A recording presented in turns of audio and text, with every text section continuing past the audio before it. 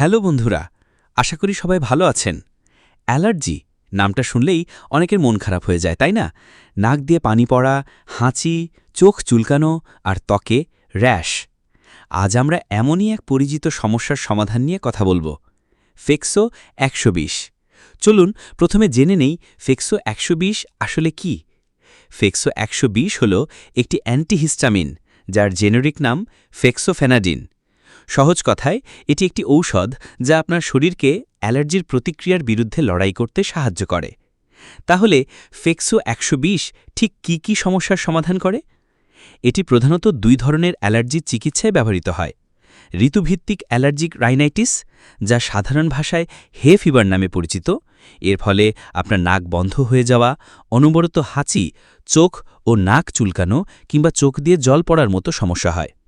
আর দীর্ঘস্থায়ী ছুলি বা আমবাত, যদি আপনার ত্বকে প্রায়শই চুলকানিযুক্ত লাল বা সাদা চাকা দেখা যায়, যা সাধারণত ছুলি বা আমবাত নামে পরিচিত, ফেক্সো 120 সেটি নিয়ন্ত্রণেও কার্যকর। এখন প্রশ্ন হল, এটি কাজ করে কিভাবে? আমাদের শরীরে হিস্টামিন নামক একটি রাসায়নিক পদার্থ আছে, যা অ্যালার্জির সময় মুক্তি পেয়ে নানা উপসর্গ তৈরি করে। ফেক্সো 120 এই হিস্টামিনকে তার কাজ করতে বাধা দেয়, ফলে অ্যালার্জির লক্ষণগুলো কমে আসে।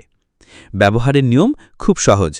প্রাপ্তবয়স্ক এবং 12 বছরের বেশি শিশুদের জন্য সাধারণত প্রতিদিন একবার 120 মিলিগ্রামের একটি ট্যাবলেট নেওয়ার পরামর্শ দেওয়া হয়। তবে আপনার ডাক্তার আপনার অবস্থার উপর ভিত্তি করে এর ডোজ পরিবর্তন করতে পারেন। ঔষধটি খাবারের সাথে বা খালি পেটে নেওয়া যেতে পারে। তবে কিছু ফলের রস, যেমন আপেল, কমলা বা আঙুরের রসের সাথে এটি খাবেন না, কারণ এতে ঔষধের কার্যকারিতা কমে যেতে পারে। এবং অবশ্যই কোনো অ্যান্টাসিড গ্রহণের অন্তত 15 মিনিট আগে বা পরে ফেক্সোর 120 নিন। পার্শ্ব প্রতিক্রিয়া ও সতর্কতা। ফেক্সো 120 একটি নন ড্রাউজি অ্যান্টিহিস্টামিন, অর্থাৎ এটি খেলে সাধারণত তন্দ্রা আসে না, যা অন্যান্য অ্যান্টিহিস্টামিনের একটি সাধারণ সমস্যা।